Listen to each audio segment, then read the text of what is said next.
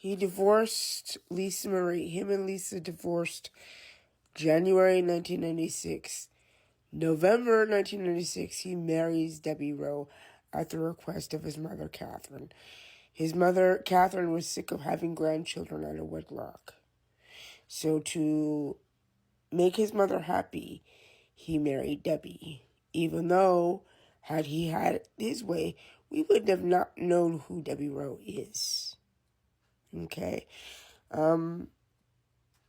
She wouldn't have had the press all over her ass during the marriage and after the marriage to him. Okay? I stated in my comments that Debbie and Michael married. Okay? She agreed to carry his children. Debbie was supposed to be a surrogate for Michael and Lisa. Lisa was not comfortable with wanting to have children with Michael, even though she promised him she would. It was because she knew that Michael had his yes people in his ear. Okay? He did not have the balls to call his yes people and say, go fuck yourself. Stay out of my marriage. I'll deal with it. Okay? And Lisa didn't have the balls to tell her people to go fuck themselves either. So, had they not had their yes people in their ears and, Prissy, Lisa's mother, all up in her business, this marriage between the two of them would have lasted longer. Sadly, it didn't, but they kept seeing each other for 4 years afterwards, even when he married Debbie Rowe. So he went behind Debbie's back and had an intimate relationship with Lisa while Debbie was at home pregnant with both Prince and Paris. Okay? And he eventually broke up with Lisa after his divorce with Debbie was finalized. And Michael tried to come back. During the trial, he made the phone call. He asked Lisa how she was, and she said, I'm good. And she said, Michael, please make sure you have your head on straight. Please, if this goes to trial, please don't do anything stupid. Please listen to your legal advisors. And Michael cut her off mid-sentence and said, what are you talking about? And she's like, you know exactly what I mean. He's like, you mean drugs? And she's like, yes. Yes, that's exactly what I'm talking about. And then he said, do you still love me? To which Lisa said, I'm indifferent. Michael didn't like that. Michael was reduced to tears. Because at that point in time, he himself realized that he let his yes people get in the way of the relationship and marriage that he had with Lisa Marie. And that broke him. He loved her deeply, and she did too, but she had to get to a point for herself where she had to move forward with her life.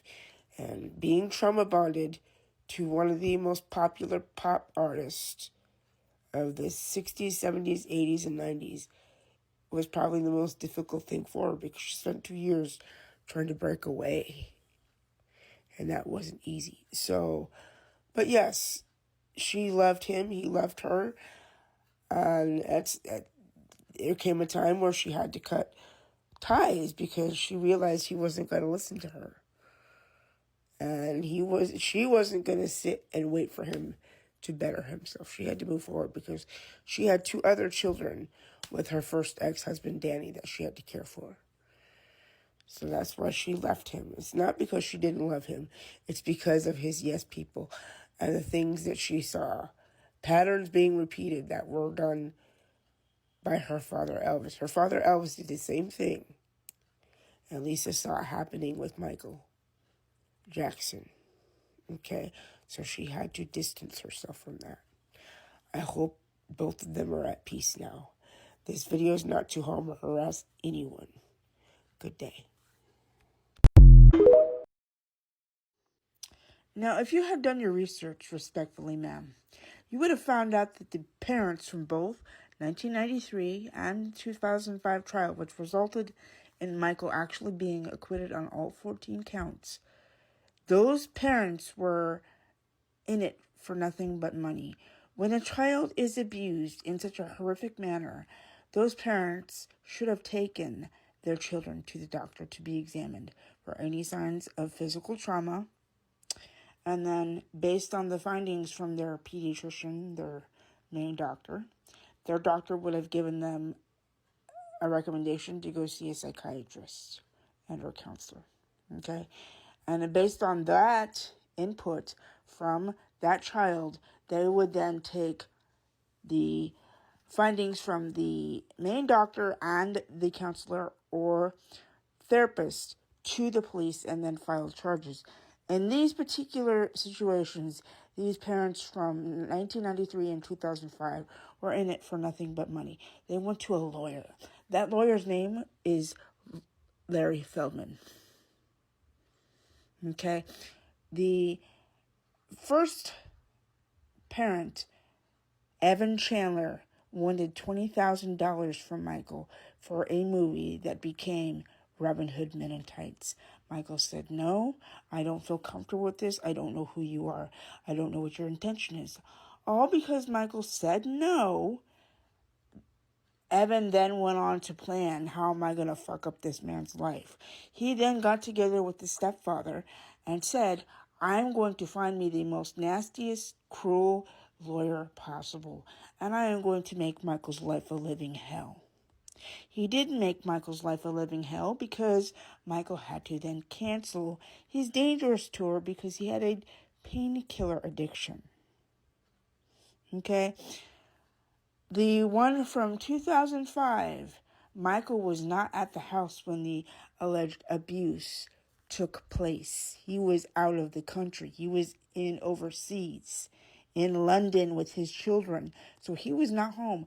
Those kids, the second set of parents, those kids ran rampant at Neverland, took alcohol from Michael's storage where he kept his alcohol from, kept it hidden from his kids and his other guests. But these kids were able to get into that, steal it, get drunk off of it, and then say Michael got me drunk so he could harm me.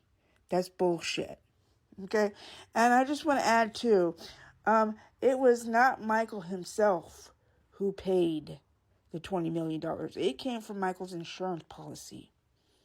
Michael wanted to fight that, but the parents from the 1993 allegations wanted to go after him civilly.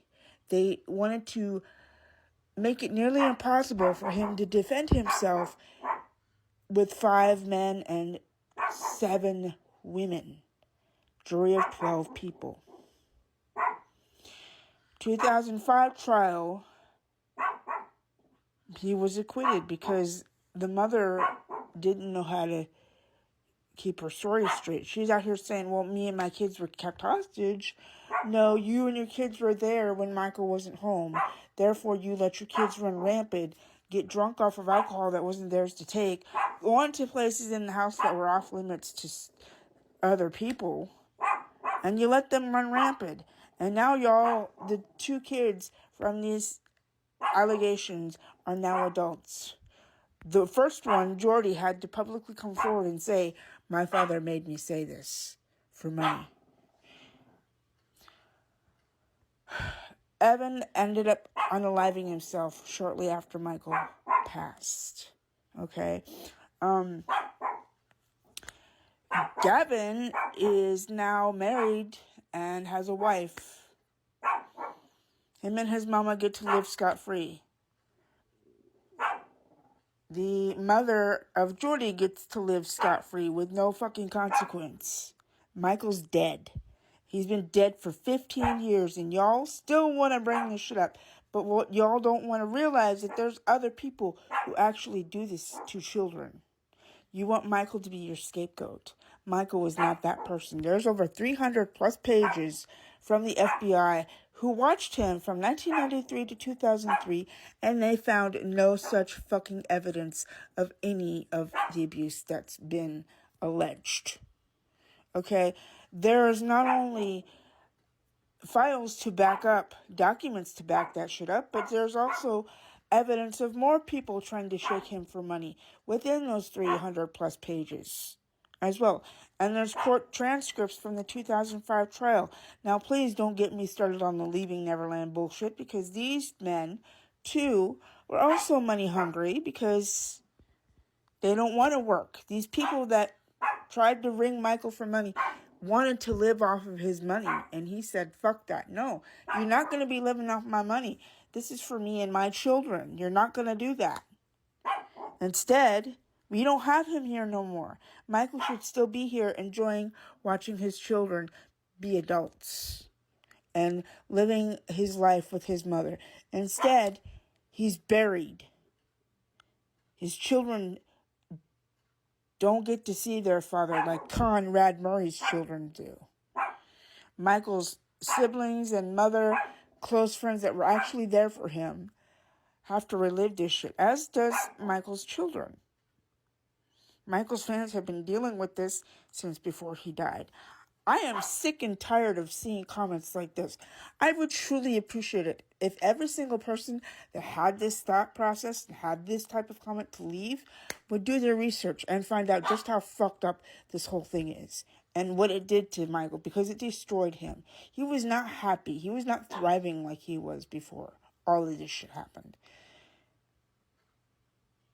It's like he was lifeless internally, and he was just in fight or flight mode, and now we don't have him no more.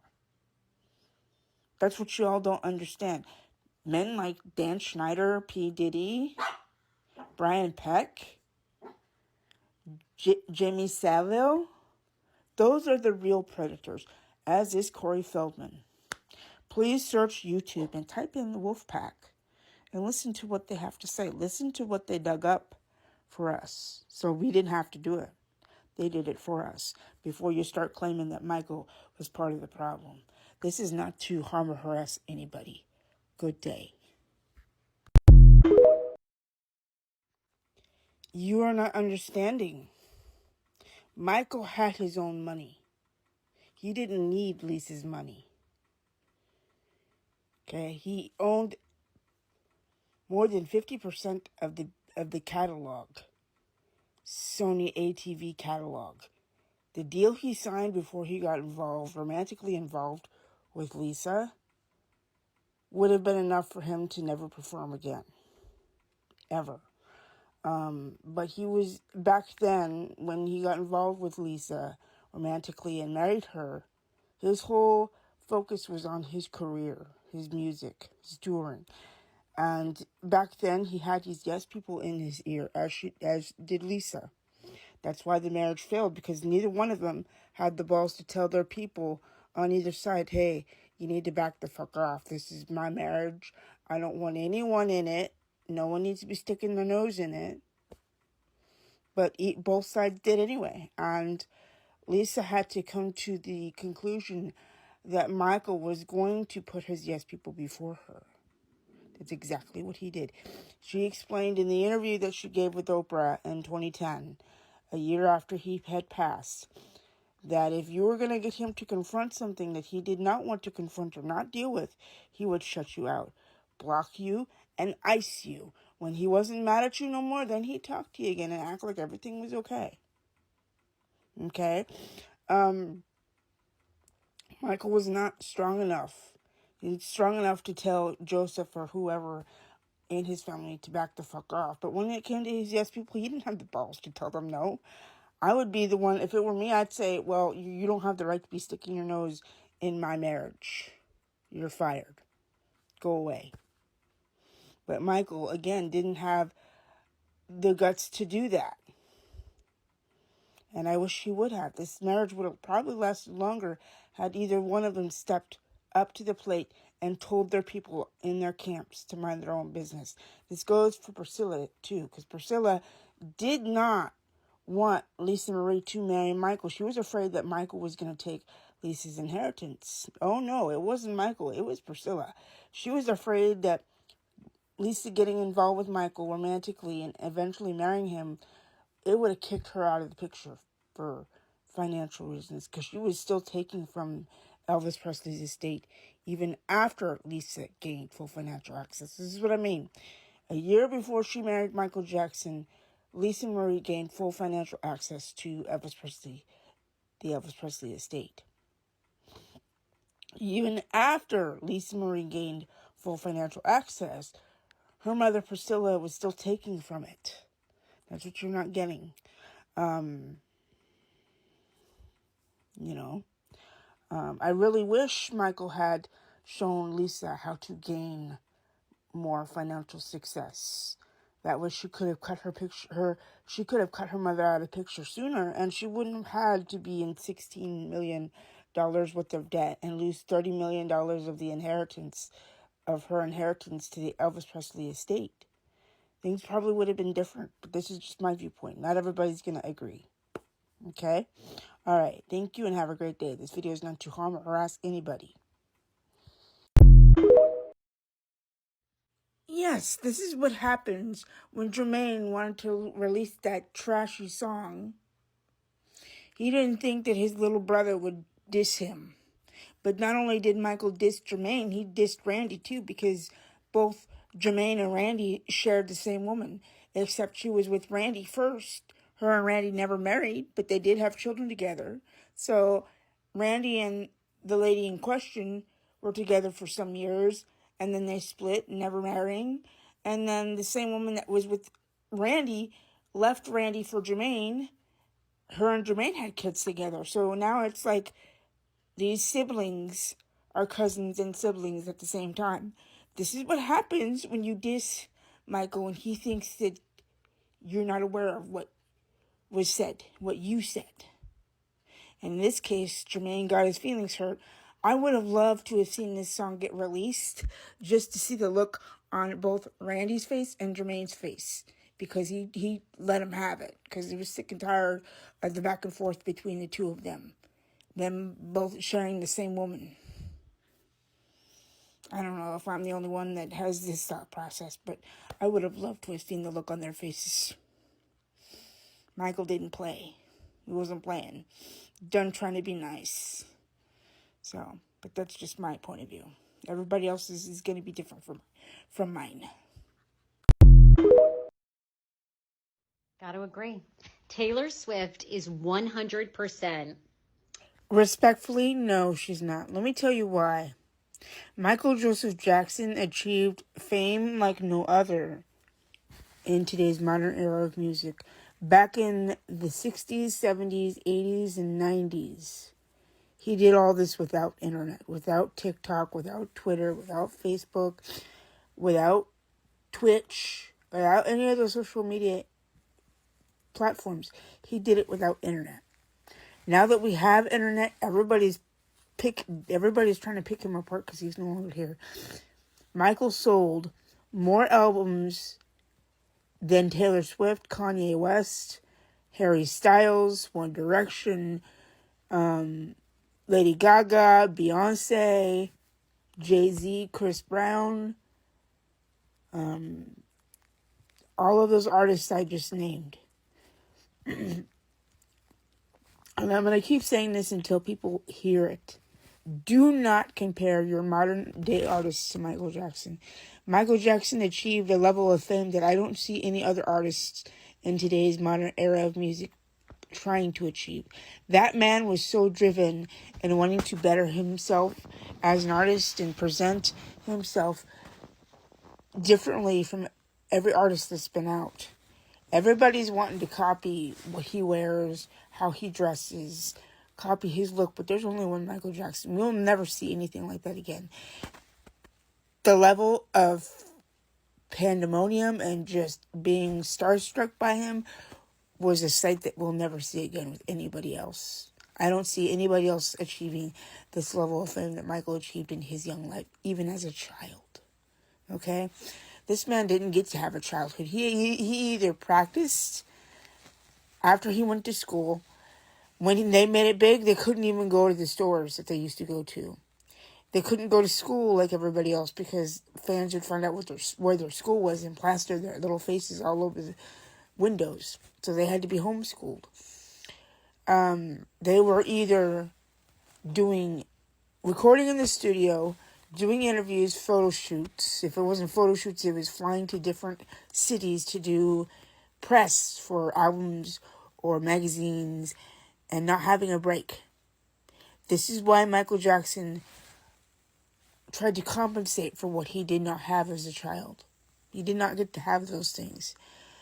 Again, we will never see anything like this ever again. Never. Ever again. Again, please do not compare your modern day artist to Michael Jackson, because this is something that nobody else has been able to achieve. Ever. Good day. To be quite honest, Michael never fully recovered from the allegations in 1993 or the ones in 2005. Those totally fucked him up. He was never the same after those two instances. He didn't like being told what to do. His first marriage failed because he had his yes people in his corner telling him that his first wife, Miss Lisa Marie Presley, rest in peace, beautiful, was not good for him. See, my thing is with that certain situation in particular, he was paying these yes people, paying them out of his pockets. He could have easily have told them straight to their face, yo, I don't like being told what to do. You are not going to sit here and tell me about my first marriage. You are not going to sit here and tell me that my wife is not good for me. Frankly, this is why his first marriage failed. Because he had yes people in his ear. He never, like I said, he never fully recovered from the allegations. He didn't like being told what to do. He was going to come back and do one more concert, which we were set to see him in July 2019, but we lost him on June 25th. There's word going around, there was word from LaToya that Conrad Murray was the scapegoat. Michael, like I said, Michael did not like being told what to do. Kenny Ortega, Randy Phillips, those that were involved in the This Is It comeback were trying to tell him to straighten up because they knew he wasn't in good health. Yet, someone placed Conrad Murray in this predicament so that he would take the fall. Michael is worth more now dead than he was living here on earth. The sad thing is, he's not here to guide his children in the right direction and to keep the press off their asses. Paris can't go anywhere without cameras being pushed in her face. Prince Michael I and BG are trying to keep low profiles, but trying to give back to their communities as well. It's all fucked up. This man tried. Every time he tried to do something nice for people, the media always has some fucked up thing to say. Celebrities as well. Take Mr. Cat Williams, for instance. In 2005, he was saying, fuck Michael Jackson. Michael Jackson did this, and this to a kid. But after Michael Jackson died, he was there kissing Michael's ass. And saying Conrad Murray was a fucked up son of a bitch because he took the fall, recorded Michael under the influence of propofol, and did it for money. This man only served 2 years of his 4-year sentence, which was the maximum that he was given to serve, leaving Michael unattended on propofol, which resulted in him dying, and now we got people kissing his ass.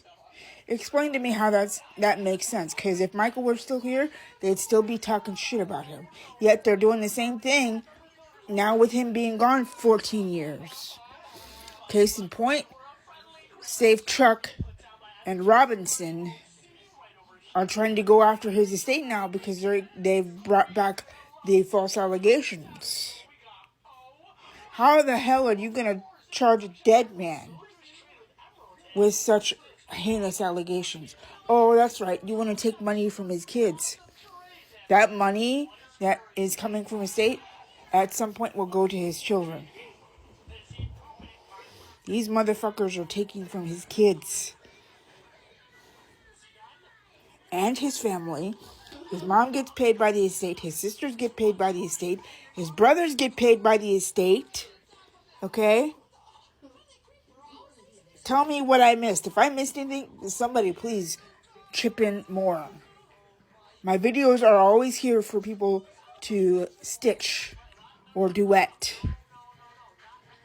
Because Michael was too good for this world and people took advantage of him. But at the same time, he didn't like being told what to do. So, anyway, good day. Okay, I'm going to say this, and I've explained this several times. The insurance for Michael Jackson's Dangerous Tour, the people in that company used his insurance money to settle the case that happened in 1993, the one that we did not get to see because it was settled out of court. Okay, the one from 2005 where he was actually acquitted on all 14 counts. Both the parents in both families were money hungry. Children don't do this on their own. They're youngsters. They don't do this shit. It's their parents that pull this shit. Oh, here's a famous pop star. Let's falsely accuse him of hurting children to get money.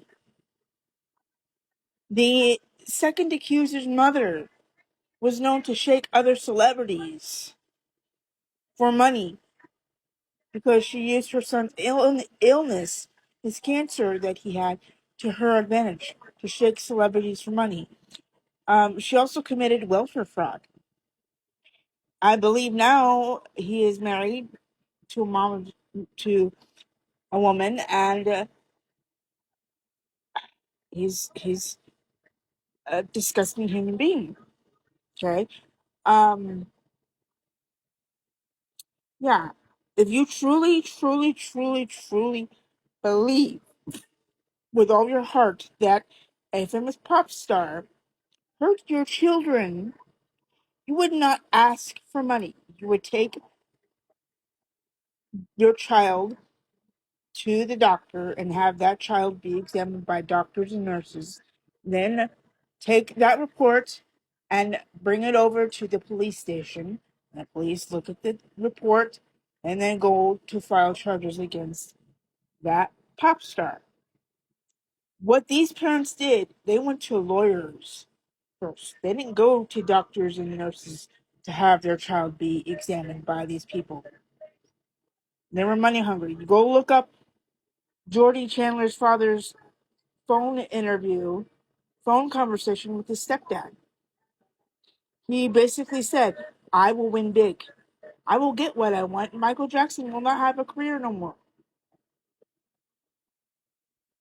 Now look what's happening. The allegations that were leveled against Michael are being brought to court yet again.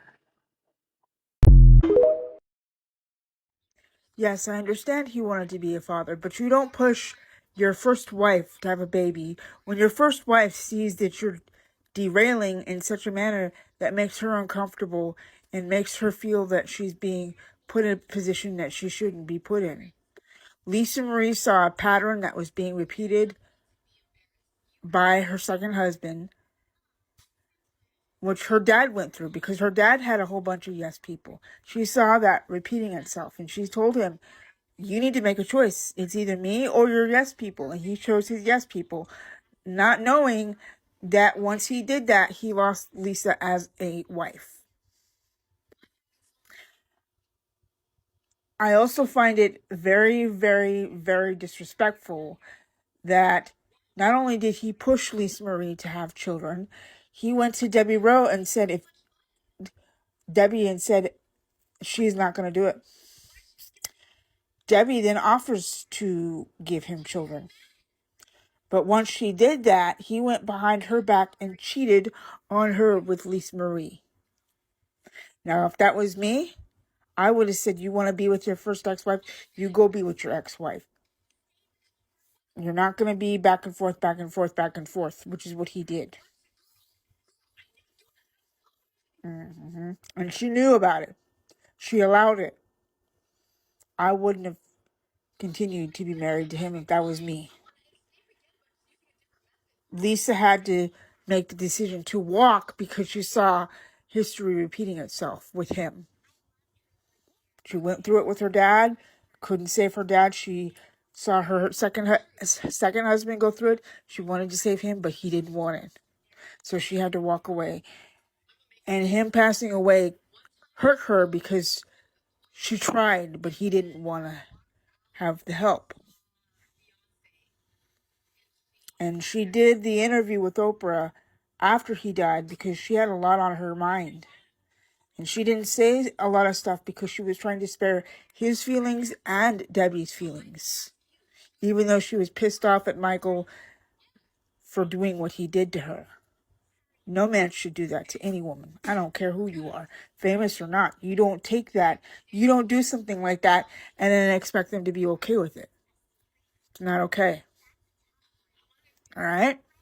Good day. Yeah, but at what cost? He was friends with Dominic, the one who assaulted the late Corey Haim. He threw Michael Jackson under the bus in 2005. Then in 2009, he sits there sucking up to Michael publicly. Called Michael his best friend. Called Michael his big brother. Then the whole Leaving Neverland bullshit comes out, and he sits there and he says, maybe Michael did do it. No. Absolutely fucking not. No. He's been flip-flopping this whole goddamn time. Oh, you're gonna out people? It shouldn't take $10 million for somebody to out a predator in the industry. Isaac Cappy called him a little bitch. Because he is one. Flip-flopping little... When will you guys wake up? He's a victim turned predator. Wake up.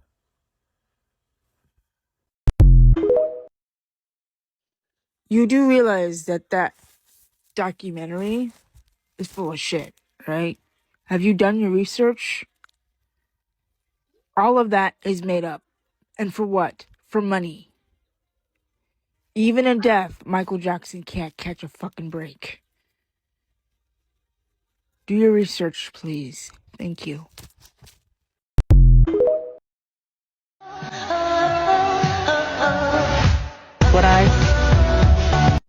She was hot as hell during that era of his life. She flaunted it more when she was with him versus her being with Lockwood or Cage or Keo. He brought that out of her. That is my most favorite era of hers, was when she was with Michael Jackson. Everybody has their own point of view. This is mine. She flaunted it like she never flaunted it before in her whole life. And she didn't give a shit either. She just went with it.